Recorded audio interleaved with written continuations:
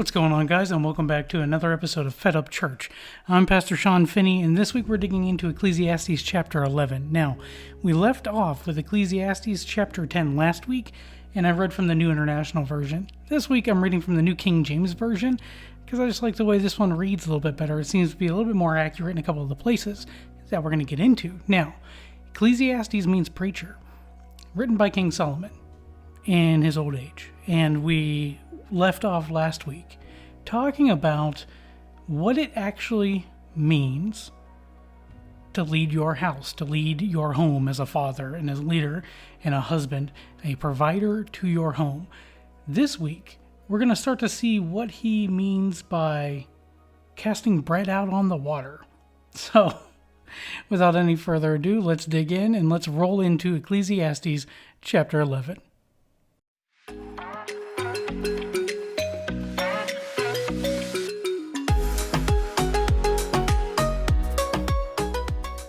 Throw your bread on the waters. All right, so what's he mean by verse 1? Cast your bread upon the waters, for you will find it after many days. Now, last week we talked all about what it means to be a father and a leader and a provider in your home, right? In this week, he's immediately going into, in chapter 11, and you remember, the chapter subheadings didn't exist. That wasn't a thing, right? We created that to make it easier for us. Solomon it was one long book. So, he goes immediately from talking about, don't curse the rich and don't talk bad about your king just, because the birds of the air may carry it and, he'll find out. So he goes from talking about that and immediately goes into cast your bread upon the waters, for you will find it after many days. Now, I find this interesting. It has a couple of different meanings to different scholars of what people think this might actually mean, the different interpretations of it. But one of them being, if you put your grain, right, your bread, your grain, you put that on a ship and you send that away. It's an investment, right? It's an investment for any man to put his provision onto a boat, set sail, let it go, and it may be months before you see a return on it. Solomon's talking about delayed gratification. This is something that we don't talk about nearly enough in today's society. Delayed gratification, meaning it's not just instant, direct shipping, prime shipping. We everything we do, we stream everything live. Everything's right now. He's saying you have to develop a sense of delayed gratification, being willing to wait for the payoff. If you're willing to wait for the payoff, then it's wise. Remember, wisest man who ever lived, and he's talking about wisdom this entire time. And he says, if you put your bread upon the waters, you'll find it after many days. It's going to take many days for you to find that return, but it will return back to you. Now, I read through that. I read through the scholarly commentators and all of that. I'm like, okay, that makes sense, but that's not what immediately stood out to me. Because when I read, cast your bread upon the waters, it was that verbiage, that phrasing, upon the waters, and it kind of struck a chord with me. Like, where have I seen that before? And it was Genesis 1:2, where if you flip over to Genesis 1:2, it says, the earth was without form and void, and darkness was on the face of the deep, and the Spirit of God was hovering over the face of the waters. It was this of the waters verbiage, and I guess it struck a chord with me because it's the exact same Hebrew. The Hebrew that translates into this is literally panim mayim, face of the waters. And when he's saying cast your bread upon the mayim, upon the waters, this is what it struck a chord with me. Is why is he using this verbiage tying back to Genesis? Is this going to be a chapter where Solomon points back to in the beginning? We shall see. So either way, that's where I'm going with it. That got me down that rabbit hole pretty quick. Started flipping back to Genesis and seeing, is there any correlation between these two? Because when I read through this and I see that verbiage of the waters, the first time we ever saw that was Genesis. And what did God do? I mean, think about it. actually think about that whole scenario. Like, go back to Genesis. In the beginning, what did it say? Verse 1, chapter 1, verse 2. The earth was without form and void, and darkness was on the face of the deep. So, darkness everywhere. A little cord getting in the way here.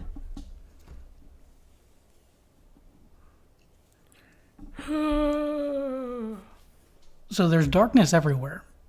Nothing's been created yet. It's just darkness. And he says the earth was without form and void. In other words, non-existent. It did not exist. It had no form to it. There was nothing to go off of to be able to say, like, this is matter, this is a thing. And then, but it says that the Spirit of God was hovering over the face of the waters. Well, I mean, if the earth is without form, how does it have water? Right? These are questions that I initially struggled with immensely. But the Hebrew here, the context, is when it's talking about was over the face of the deep, hovering over the face of the waters, or what eventually would become the waters, hovering. It gives this idea of chaos. It was just utterly chaotic. That was the beginning of that was the beginning of creation. That's what God started working with in forming the earth. Now, Solomon's saying, cast your bread out upon the waters. Well, what is our bread? Our bread, right? Because man can't live by bread alone. It's not just bread, grain, literally, right? He's also talking about whatever your provision is, whatever you have, that you provide for your family with, whatever you take care and feed yourself, right? This is your bread. So, when people are praying, like, give us this day our daily bread, it's not just literally the bread, but what is it we need to live off of? And Solomon's saying, take that thing that you are living off of, that is sustaining you up to this point, and throw it out onto the face of the waters. If you cast it out upon the waters, he says you'll find it after many days. This is where I found this to be the most interesting tie to Genesis. What did God do? So he hovered above the face of the deep, right over the waters. And then he goes on to create everything from nothing. So whereas you may be thinking you're taking your provision, right, and this idea of delayed gratification, throwing this out onto the waters, out into the ocean, right, you're just going to cast it out there, pretty much expecting it's gone, right, because you got no immediate return on that investment, if you want to call it that, of throwing your bread out into the deep. It's just into the deep, dark abyss, and you're not fishing. So it's not bait. It's not even useful in that context. You're just casting it out there. But Solomon's saying, if you're willing to wait, and if you're willing to delay that sense of gratification, that is something that it'll find you again after many days, because God works with nothing. And he turns nothing into something pretty impressive, pretty amazing, pretty awesome. So if he's taking whatever it is you have and you think this is what is sustaining me, this is what I am living off of at this point, and it's not enough. You feel like it's still it's not enough. It's the only thing keeping you going. It's the only thing holding you on, but it's not enough. And if you ever find yourself asking that question, like, there's got to be more to life than this. There's got to be more for me to do. I feel like I have a sense of purpose. I don't really know what I'm doing. I really don't want to wake up every day and keep going through this. There's got to be something more. Solomon is saying, take that, what you think is sustaining you, your provision, your bread, and cast it out on the waters. Throw it into the deep, into the dark, into the abyss, because God's hovering there. And God hovering there can take what you give him and turn it into something spectacular. And it may take a few days to return to you. I mean, if you think about it, from Genesis 1-2 to everything was created was 6 days. It took a few days. But it found you. The earth was born out of that week, creation week. Everything was created during that creation week. And then he goes on in verse 2 saying, give a serving to 7 and also to 8. For you do not know what evil will be on the earth. Give a serving or a portion to 7 or 8. In other words, the Hebrew here was whoever needs it. Whoever you come across who needs a portion, needs a serving. If you have plenty, give it. Be generous, right? So this whole chapter is pretty much breaking into, yes, we've asked these questions like, does God even matter in my life or in your life? Like, what's the point? What's the point of all this vanity? And now Solomon is saying, yeah, the point is it's not all about you. So if you've been successful up to this point, if you've been blessed with abundance up to this point, and you think that's sustaining you, it's not sustaining you, but it could be sustaining others. Give to 7 or 8. Give a portion. Give a serving. Be generous with it. Cast it out onto the deep. Throw your bread out on the waters, because it'll find you again in many days. And this is wise to wait many days, to have that sense of delayed gratification and not demand everything be paid back right away. People who get into these ideas of, I need to have a payoff, I need to see the rewards right now, struggle. And they'll spend 10 years hopping from job to job to job to job to job, wanting instant gratification. And at the end of 10 years, they're still in the same place they were 10 years earlier. If they would have just stayed where they were at and had a delayed sense of gratification, being willing to invest the time, knowing that there will be a payoff later, one way or another, they would have been a lot further along. But in the society that we live in today, with this idea, everything's got to be right now, you get small payoffs, but you'll never get the bigger reward for staying where you need to stay, to doing what you need to do, and to delaying that sense of gratification.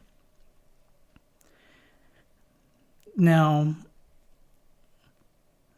in verse 3, Solomon says, if the clouds are full of rain, they empty themselves upon the earth. Cause and effect. If the clouds are full of rain, they empty themselves upon the earth for you, right? So if you are full of bread, if you're full of provision, cause and effect. Do like the clouds. They empty themselves of their rain all over the earth for you. And God created those clouds for you. Now, why don't you do the same thing for others, right? So if you're you delay your sense of gratification and you serve others in charity, in generosity, pouring out that which you have on the earth. So cause and effect. They empty themselves of everything they have, right? All the rain that God put in them, they empty themselves out on the earth for us. We should be like that with each other. Whatever God puts in us, we should empty that out onto the earth for the benefit of our fellow mankind. That's the point Solomon's getting to. And it may not just be provision. It may not just be wealth. It might be your skills and your talents. And what God has given you, He put in you so that you could pour it out onto the earth. We're never really a success until we start truly understanding that and serving other people. We're just not. Up to that point, we may be successful, but we're not a success if we're not actually helping other people. So why does he say this? He continues on telling us why. And he says, if the clouds are full of rain, they empty themselves upon the earth, and if a tree falls to the south or the north, in the place where the tree falls, there it shall lie. If a tree dies and falls over, doesn't matter whether you're in the north or you're in the south, or no matter where you're at, anywhere on this earth, when the tree dies and it falls, that's where it's going to lie. It's not going to get up and stand up and start growing again. When the time is up, and when its time comes, we talked about this before, when that day happens, and death finally faces you, there's no more you can do.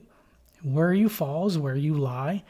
There's nothing anyone can do to stop that. So in other words, Solomon is saying, pour yourself out onto the earth for other people. Cast your bread out onto the waters. Have a little bit of faith and to be willing to take on a sense of delayed gratification if it means helping your fellow brother or sister, right? Your fellow mankind.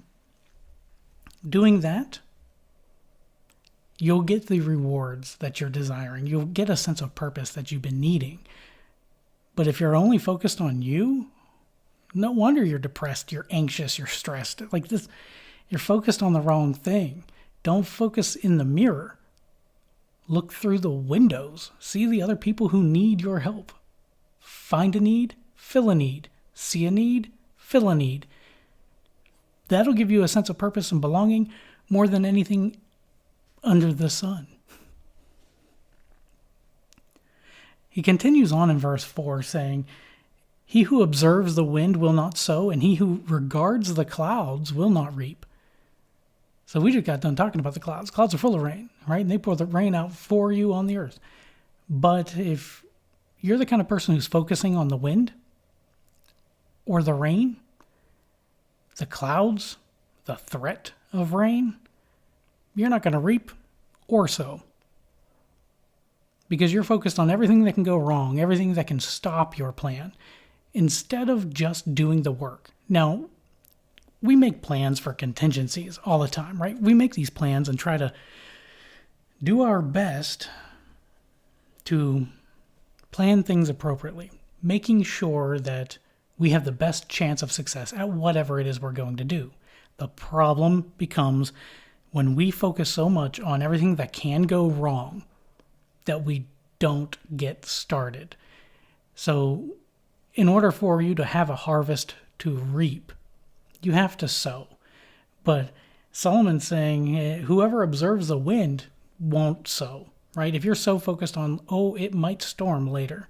There might be, the wind is not favorable today. You're never going to do it. And if you never sow, you'll never have a harvest to reap. If you're focused so much on the clouds, say you do the work and you put in the effort and you get started with whatever it is that you feel you're being called to start, but you focus so much on the clouds and the rain, the threat of rain, the threat of severe weather that might make it a little impossible for you to go work your field that day. He's saying if you do that, you'll never harvest it. You'll never reap. Tons of things can go wrong. Deal with them when they happen. Jesus said, sufficient today is the evil thereof, right? Don't worry about tomorrow. Worry about today. Don't worry about tomorrow. If you're so stressed out over everything that can go wrong, you'll never get started. And if you have the courage to get started, but then you focus on every possible way you can get rained out when the day of harvest comes, you'll never reap. Both of these have you looking everywhere but the field that you're working in. Notice that. If you're focusing on the wind, where's the wind come from? You don't know. I don't know. Solomon's going to say that here in a second too. Where's the rain come from? Up there. But your field, you're working down here. Like, focus. Solomon wrote this to the ADHD in every one of us. So in verse 5, he goes on saying, as you do not know what is the way of the wind, or how the bones grow in the womb of her who is with child, so you do not know the works of God who makes everything. You don't know what it's going to take, right? In the same way that you may plant a field, but you're going to stress out over the rain, hoping that it waters your crops so you can actually reap some kind of harvest. But if you're stressing out over the rain, you have no control over the rain. You have no idea how God makes everything that he makes. And in the beginning, the earth was without form and void, and darkness was over the face of the deep. And it says the Spirit of God was hovering over the face of the waters. Spirit in Genesis 1:2 is ruah. Spirit, breath, wind. This is what he's saying in verse 5, as you do not know what is the way of the Ruah. You don't know what God's ways are. We come up with theories, and scholars try to come up with things all the time. And at the end of the day, they're all guessing. But Solomon, wisest guy, the wise guy, he says you don't know the way of the Ruah, right? God's Spirit. You don't know the way of the wind. Or how bones grow in a womb. You don't know. We know what happens. Even today. Because you can read this, go, oh, we know how bones grow. Yeah, biologically, we know what takes place. But we can't make it happen. That's the key difference. We know how it does what it does, but we can't make it do what it does. No, science is the study of how things are and how things operate around you. It's not the study of how things came to be, right? That's philosophy. That's religion. Those are deeper discussions, but it's not science. There's no aspect of science that can tell you that, and anyone who's telling you otherwise is lying to you. And coming from a fellow scientist, we were lying to you. So there's no way you could tell how things come to be. And this is why Solomon is saying you don't know the ways of the Ruah, right? The breath of God, right? That's what brought Adam to life, right? When he breathed the breath of life into his nostrils, it's a Ruach. It even sounds like breathy. Ruach. Ruach. The Ruach is the breath of God, the Spirit of God, the wind of God. You don't know how that's going to work. If you don't know how God's Spirit works, just cast your bread out onto the waters, because he can make everything out of nothing. I'm sure he could use whatever bread you provide him and turn it into something amazing. But if you try to do it on your own, this is where we struggle. This is why we focus on the wind. This is why we focus on the rain and every other possible threat that can derail our plans. Because we think it's contingent on us, and it's not. The success of our families is not contingent on us. The success of our careers is not contingent entirely on us. There's a portion that we have to do, right? We have to show up to work. We have to do the job. We have to show up for our families. We got to be present in the moment with them, emotionally present in the moment with them, and not just absent all the time. I always said I never wanted to be an absentee father. I've turned down jobs that would have been massive raises because they would have me traveling around every single week, and I'd only be home on the weekends. So I'm like, that's not the kind of dad I want to be. So I'm not going to go and do that and be an absentee father. In the same way, if I'm coming home every day and I'm not present and I'm not present in the moment with them, what's the point? We're focusing on the wrong things. We need to focus on being present in the moment and do what is our responsibility, do our jobs, and let God do his. Trust that he is going to do it, and that if we cast something out onto the waters for him, it will return to us after many days, in one form or another, in a way that benefits us, right? Because that's the whole point. The word good and evil. Evil means harm. God is not the author of confusion, right? God is not going to make any evil befall you. We do that. That's all us, our stupid decisions. But God's not going to intentionally bring evil harm your way. So whatever you provide him with, if you trust him and have the faith to provide it to him, he will use that and turn that into something amazing and good for you. But we have to stop worrying about the wind and the rain because we don't know the ways of God. In verse 6, Solomon continues on saying, "In the morning sow your seed, and in the evening do not withhold your hand. For you do not know which will prosper, either this or that, or whether both alike will be good. In the morning sow your seed." He didn't say, if the weather is good. He didn't say, sow your seed in the morning if you're feeling up to it. King Solomon didn't say any of this. He said, as a man who's literally worked his way up and around and done everything, sow your seed in the morning. Don't wait for the weather conditions to be right. They're never going to be right. The weather is never going to be favorable. This is something that I point to every time people ask me, like, oh, you have 3 kids. How do you know when's the right time to have kids? The right time to have kids. There's no such thing as the right time to have kids. There never is. There's never the right time. There's never a convenient time. It's never going to be right or perfect. And if you are waiting, men, hear me, if you are out there waiting to propose or get married or start a family because you've bought the lie that you've got to be in your 30s before you even think about getting married, or 40s when you have kids, bro, you will not be able to keep up with them if you're that old when you get started. Don't wait for conditions to be perfect. Trust me, they're never going to be perfect. And it's not that bad. It's not as bad as people think it is. Stressful, maybe a little bit. But the best thing I've ever done was have a family, start a family. Don't wait. Start it in the morning. Sow your seeds in the morning. Get started. Don't worry about the conditions. Don't worry about everything being perfect. It's not going to be. And if it's not going to be perfect ever, what's the point in waiting? Tomorrow's not promised. So if you wake up in the morning on this side of the grass, that's a good day. Get started. Sow your seeds. Start planting the harvest that you're going to reap in years to come.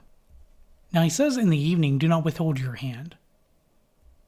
And that had me wondering, because again, like, I read this and in my mind, I'm hearing do not withhold, which immediately brought back one of my favorite verses in Proverbs, which is Proverbs 3:27. Proverbs 3:27 says, do not withhold good from those to whom it is due, when it is in the power of your hand to do it. Do not withhold your hand. So in the morning sow, and in the evening don't withhold your hand. And he's literally saying, like, it's the same verbiage that you see in Proverbs. This is one of the few places you're going to start to see these connections start to line up. And it makes sense, right? Like Solomon wrote the majority of Proverbs. So when he's saying don't withhold your hand, he said the same thing then in Proverbs too, saying don't withhold good from people to whom it is due, right? When it's in the power of your hand to do it. If you have the ability to give a blessing to somebody, right? Blessing means happiness, right? If you can make somebody's day, if you can make them happy, if you can give them something, do it. If you're in a position of leadership like Solomon was, I doubt that any of us are kings, but if you're in a position of leadership over anybody, if it's in the power of your hand to do good for somebody and they earned it, it's due to them, don't withhold that.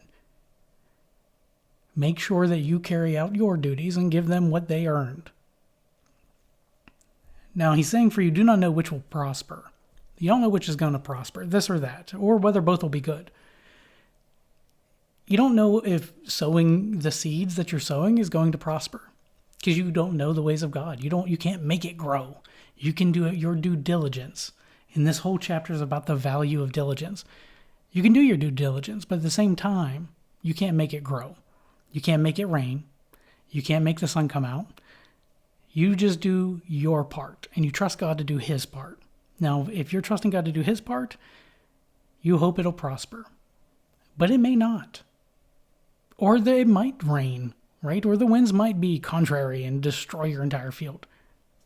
But at the same time, if you're also making sure that whatever's in the power of your hand to do, when it comes to doing good to people who have earned it, you do that. You don't know which one's going to be what prospers. Through helping other people, times we find that we're helping ourselves. And I mean that sincerely. Like, the best therapy is helping other people with their struggles and their challenges and their problems. You come away with a different point of view, different perspective entirely. So in verse 7, Solomon says, truly the light is sweet. Truly the light is sweet, and it is pleasant for the eyes to behold the sun. And I found that interesting because I'm like, wait a minute. I know throughout Genesis, like the first 10 chapters or so, I never saw them really refer to the sun as the sun. So, and before that, they called it like light, right? That created the light and the stars and the hosts of heaven. But he never referred to it as sun. This verbiage for sun, I had to go to the concordance. I'm like, where else do we use that word? Not many places. And we find it in Genesis 15. And we'll get to that in a second. But he says, truly the light is sweet. Okay, if we started this chapter tying back to Genesis, first place we see this word light is Genesis, right? The whole thing keeps coming back to Genesis. And I don't know why. I just find it interesting. And Solomon's saying, truly the light is sweet. It's pleasant for us to see the sun. Unless you're staring directly into it. But at the same time, in Genesis 1:3, and God said, let there be light, and there was light. Genesis 1:4 says, and God saw the light, and that it was good. And God divided the light from the darkness. So truly the light is sweet. You don't know what's going to be good. Whether you're sowing in the morning or making sure you're not withholding your hand to make sure good things happen to people and when it's in the power of your hand to do it. You're casting your bread out on the waters. You don't know when you're going to see the return on that. You don't know when these things are going to come back to you. Many days, Solomon says. So you're doing these things. And he says, truly the light is sweet. No, God created that too. And he separated it from the darkness. So if God can create everything from nothing, create the light and separate it from the darkness. If it was a creation of God, then why are we so afraid of the dark all the time? I mean, as children, that's normal. Well, we're always afraid of the dark. Scared that a monster is going to get you. Which brings me to the point. You're not afraid of the dark. You're afraid of what's in the dark that you can't see. That fear doesn't leave us as adults. We may no longer be afraid of the dark, but we're still afraid of what's in it that we can't see. We're still afraid of what tomorrow holds that we can't see. We're afraid of what the possibilities are that we can't see because we can't predict the future. This is why people are so change adverse and risk averse. We're terrified of change because we think change is deductive, right? Subtractive. It reduces something. But that's not always the case. And the best way I ever saw this demonstrated, I was at a work conference, and you got a couple hundred people in the room. And they have tables set up all around the room, and there's a couple weird things on the table. And then nobody explains it. It goes half a day. It's just random, there's a tie on the table. There's this little hat on the table. Random stupid stuff. And no one explained why. We're all just ignoring that it's there. It gets to a point where, okay, they're going to have everybody stand up. We're going to do a demonstration on change. So what you have to do is you pair up with one another, and then, we're going to have you turn back to back, looking away, change something about your appearance, turn back around and see if the other person can spot it. So, of course, loosen my tie, turn back around. Oh, your tie's loose. Okay, you got it. Okay, now change 6 things about your appearance and do it again. Okay, take my watch off, take my tie off, roll up my sleeves, kick a shoe off, 6 things, okay. Turn back around, and then we're all struggling trying to figure it out. And they do it a third time, and they say, okay, back to back again, change 10 things about your appearance. So, and of course, we get started, right? We're okay, now I'm losing socks, shoes, belt. People are taking their button-ups off. They had to stop it. They're whoa. We're going to get sued. No, stop. Everyone stop. Turn back around. Look at the table in front of you. And we look at the table and there's like a tie. Yeah, there's hats, there's like these fake glasses and stuff like that we weren't talking about all day. Now, who thought to grab something to add to their appearance when we told you to change 10 things? Nobody did. And he said that's the point. We always assume change has to cost us something. Change has to result in us losing something. It subtracts from us. But that's not always the case. It doesn't have to be. Change doesn't always have to be a bad thing where you're losing a part of you. Sometimes, with the right perspective, change can result in you adding to, and the situation getting better. Not all change has to be bad. So we're so risk averse. We're so afraid of the dark because we can't see. We can't see into the future or whatever the situation is. And what we don't know, we're afraid of. So Solomon is saying, yeah, truly the light is sweet, right? Those things where you can see, that's great. The light is sweet, but we're all happy there. We're all happy being able to see what's going on around us, being able to see what's coming towards us. He said, it's pleasant for the eyes to behold the sun, but if a man lives many years and rejoices in them all, yet let him remember the days of darkness, for they will be many. All that is coming is vanity. Literally smoke. All that's coming is smoke. He's saying, yeah, it's great. It's great when you're in the moment and you are in a moment of light and you can see clearly where everything's at and how things are coming towards you and in your comfort zone. But he says, if a man lives many years and rejoices in them all and enjoys the moment, let him still remember the days of darkness, because there's going to be a lot of those. There's going to be a lot of days where you don't know what's coming next. There's going to be a lot of days when you don't know where you're going to take your next step, in which direction you're going to have to walk, and what you're going to have to do. There's going to be many days of darkness, and we're all afraid of the dark. We're afraid of what we can't see. So let that man remember the days of darkness, for there will be many. And then he says, all that is coming is vanity. All that's coming is smoke. We're afraid of what we can't see coming. Solomon says it's all smoke. It's all smoke and mirrors. Don't worry about it. Don't stress over it. Most of what you're afraid of doesn't come to pass. 90% of what you stress out over just costs you emotional energy and fatigue, but it doesn't actually come to pass. Most of it's smoke. He said all that's coming is vanity. All of it's just smoke. It's temporary, it's transient, it's harmless. Just don't worry about it. Sow in the morning. Don't withhold your hand. And don't worry about the dark. Because God separated the light from the dark for a reason, for a purpose. And if God's in it, why are we stressed over it? This is where we have to get to trusting Him. When He says, cast your cares upon me because I care for you. That's what Jesus said. That's the point.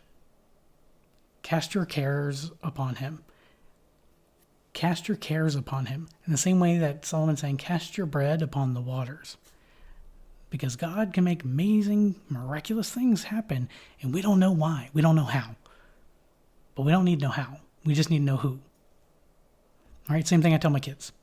I tell them, go clean your room. Why? What do you mean, why? You don't need to know why.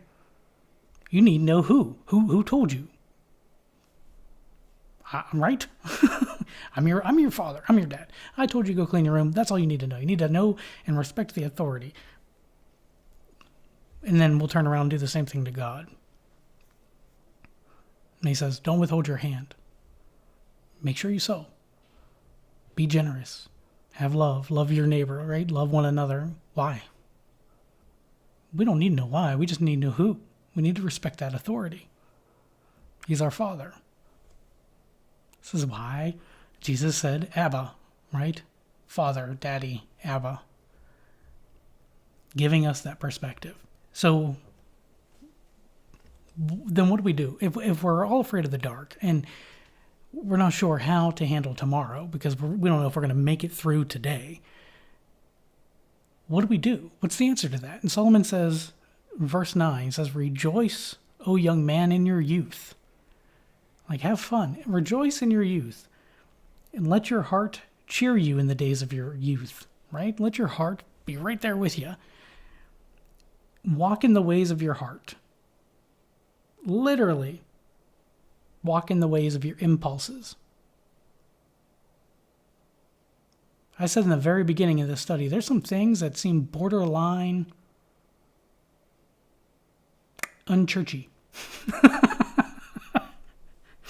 Majority of what Solomon's preaching seems unchurchy.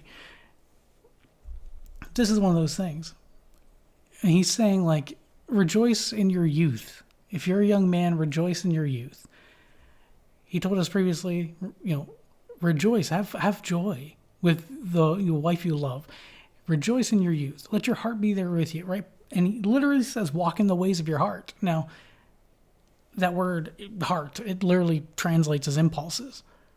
Walk after whatever it is you have a passion for. This is what he's saying. Now, that could be dangerous advice. Depends on what you have a passion for. So he goes on, little caveat, and he says, and in the sight of your eyes, right? So walk in the ways of your heart and in the sight of your eyes. Whatever it is you see that you want to do, whatever you have a passion to do, rejoice right there with your heart and go in full steam ahead. Pursue that passion. But the caveat, he says, but know that for all these, God will bring you into judgment. Okay, wait a minute. You just told me to pursue my heart. Do whatever my heart desires. Whatever my eyes see, Solomon.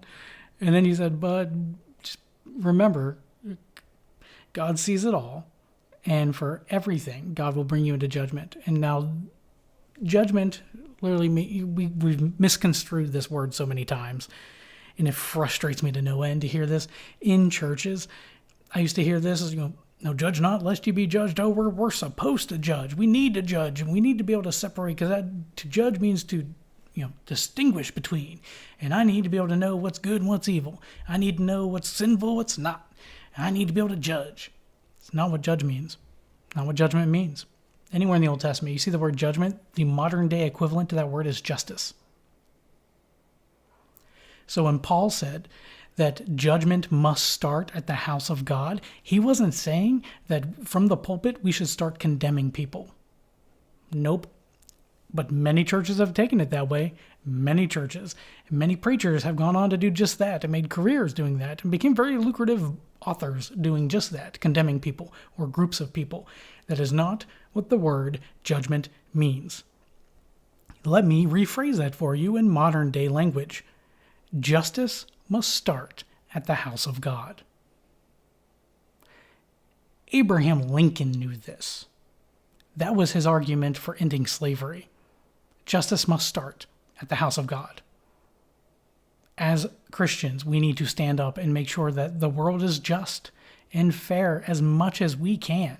It's not going to be just and fair, and we can't always ensure that. But we can do everything in our power to not withhold our hand to do good to whom it is due when it's in the power of our hand to do it. Right? So, justice must start at the house of God. If churches took this approach today, it's a completely different message, don't you think? Justice means what's fair, what's right. Not overly oppressing one side or another. Literally, justice is the opposite of oppression. Somehow we miss this along the way, and churches are dying every day. I see it. I've been in churches. I've seen them get big, and I've seen them dwindle down and die. When the dwindle down and die started was when they never understood what justice meant. And they thought that their job was to condemn and judge. And that's not the point. That's not what we go there for. So when I watched that firsthand and saw how much it was dwindling down and dying and dead inside, right? When Jesus talks about they're like whitewashed tombs. They're pretty on the outside and dead on the inside. Yeah, saw that firsthand. I couldn't die along with it. So if you are part of a church, you go to a church, and then you have a great church. That is fantastic, and that's awesome. If you are in a church and the church is proclaiming judgment from the pulpit, that's not their job. That's God's job. He's the judge. He's the one who ensures justice. Our job is to love people. That's literally the job that we are called to do. Love one another. Let the Holy Spirit convict people. Let God judge them. You simply love one another. That's what we are called to do, and that's literally what we are commanded by God to do. Anything else, it's above your pay grade. Trust God to do that. Don't be afraid of the darkness. Now, he says, God will bring you into judgment, right? Remember, for all these things that you pursue with passion, whatever your heart desires, whatever your passion is, pursue that, and that's great. Now, God's going to bring you into judgment for it, meaning he's going to ensure justice. So if you do somebody wrong, right? If you do evil, you do harm to other people, expect that justice will prevail because God's going to ensure justice. That's what he does, one way or another. So keep that in mind as you pursue these passions. Now, I find it even most interesting that when he said, let him remember the days of darkness, right? In the previous verse, if a man lives many years and rejoices in them all, yet let him remember the days of darkness. We also see darkness in Genesis. And then a little bit later, in Genesis 15 verse 12. Flip over there real quick. Genesis 15:12. Now when the sun was going down, a deep sleep fell upon Abram.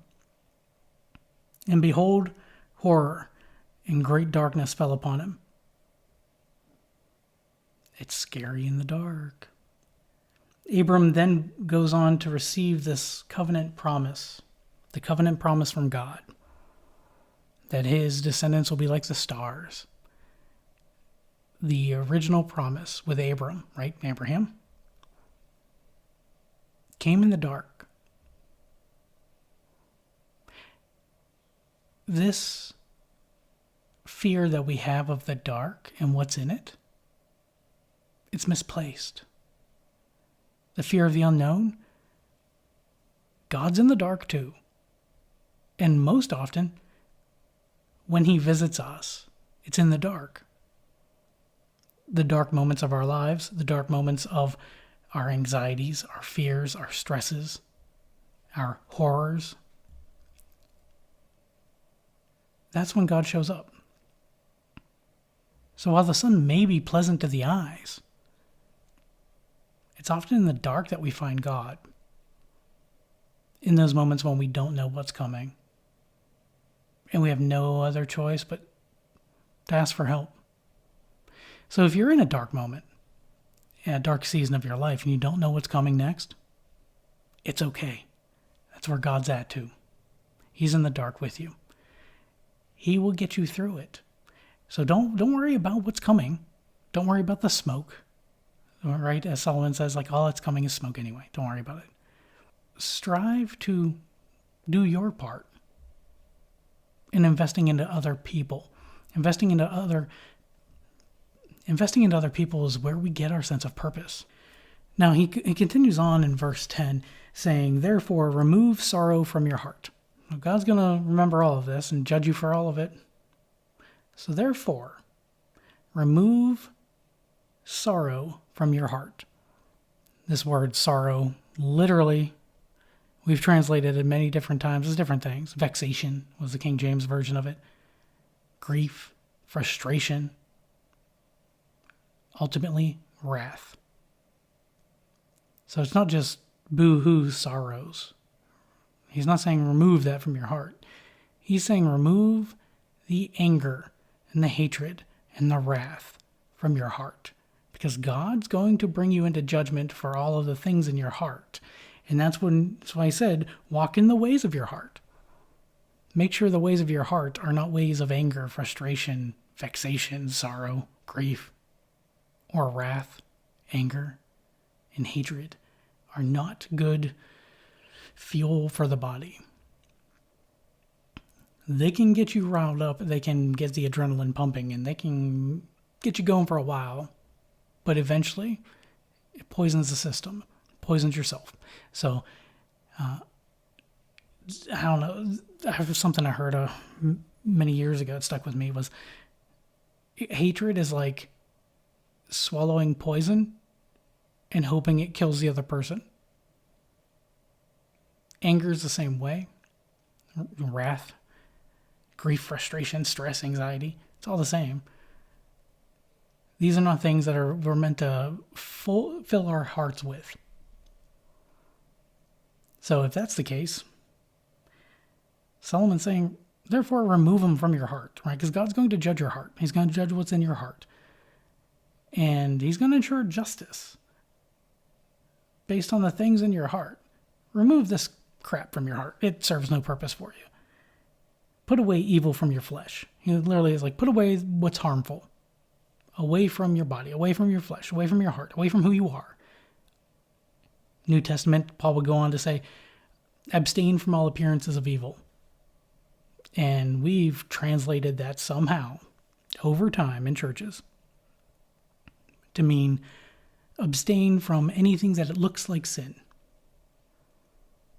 I remind you, there is a difference between sin and evil. And if you don't believe me, flip through the minor prophets and see how many times, one off the top of my head I can think of immediately was Jonah. When at the end of Jonah's in Nineveh, they repented because, the fish, great big fish, whale, whatever you want to call it, ate him and spit him out there, right? He was sent to Nineveh, a place that hated Jews with a passion. Nimrod invented the methods of war and killing, and that's who started Nineveh. Also, the guy who started, Babylon. The tower. And God confused all the languages and destroyed it. Yeah. His descendants go on to create Nineveh, still full of hatred, generational hatred. Sounds like America. Generations after generations of hatred being passed down. At the end, when he gets angry, because God spares Nineveh, the verbiage you'll see when God asks him, why are you angry? And he says, because I didn't want to come here, because I knew that if they would repent, you are a merciful God, and you would spare them. You would repent of the evil of destroying this land. There's a difference between sin, which is missing the mark, missing what God has commanded us to do, and evil, which is harming other people or harming someone, even when it's ourself. Now, harming others, that's what Solomon is talking about. Remove the sorrow from your heart. Put away evil from your flesh. This harm, whether it's harming other people, whether it's harming yourself. First, do no harm, right? Like the physician's code. That should be our motto. First, do no harm. We're not going to harm anyone. Because he says, for childhood and youth are vanity. So, rejoice, young man, in your youth. Pursue your passions. Do what you feel God is calling you to do. And remember, God's going to be watching the entire time. God's going to judge what's in your heart. Therefore, remove the sorrow, the hatred, the anger, the wrath, even if it's been passed down to you. Remove that from your heart. Put away all evil from your flesh, right? All this, any possibility of wanting to hurt others or hurt yourself. Put that away. Put away means to divorce from, separate from. Because your childhood and your youth are vanity, like smoke. And it's gone. Don't waste time trying to fill your life with anger and hatred and resentment for other people, or trying to do harm to yourself. It's a waste of time. It doesn't serve you. It doesn't serve anyone else. Focus instead on what God put in you, like what God put in the clouds. He said, if the clouds are full of rain, they pour it forth on the earth. What did God fill you with? And are you pouring that forth for others? Are you pouring it forth to benefit society around you? Or are you focused only on hating other people? Because if that's the passions in your heart, you're not going to be successful. You're not going to feel like you have a sense of purpose. You're going to continue on being miserable.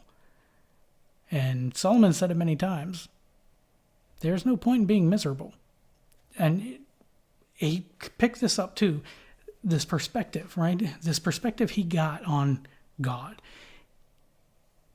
He kind of got it along the way from experience, because David tried teaching it to him, right? I'm sure there's many conversations they have had. And David wrote Psalms 23. So if you're in a dark place, and most people know Psalms 23 as like the funeral chapter. It's like recited at every funeral. I don't know why. Okay. I have a different perspective on that chapter. And everybody knows that one, right? That's like the most common one of, the Lord is my shepherd. I shall not want. He makes me to lie down in green pastures. He leads me beside the still waters. He restores my soul. He leads me in the paths of righteousness for his name's sake. Ringing any bells? This is David talking about God in Psalms 23. So when I said that it's often in the dark that we find God, we see that come through in the way David wrote Psalms 23. Because he continues on. Now he's saying the Lord, he. And then he says, yea, though I walk through the valley of the shadow of death, I will fear no evil, for you are with me. Did you notice a shift in perspective? For you are with me. Your rod and your staff, they comfort me. You prepare a table before me in the presence of my enemies. You anoint my head with oil. My cup runs over. Surely goodness and mercy shall follow me all the days of my life, and I will dwell in the house of the Lord forever. But it's not until he goes through the valley that his perspective shifts from talking about God to talking to him. You are with me. Your rod and your staff, they comfort me. It's completely different than saying, the Lord is my shepherd, I shall not want. He leads me beside still waters. He makes me lie down in green pastures. So don't be afraid of the dark. This is what I'm saying, right? The whole point. There's no point in being afraid of the dark. And don't be afraid of casting your provision, your bread out on the waters. Because that's where God is. That's where God does his work. Let God do the work and you do yours. See you guys next week. I love you. And focus on pursuing your passions and pouring what God put in you into others this week. Love you guys. See you later.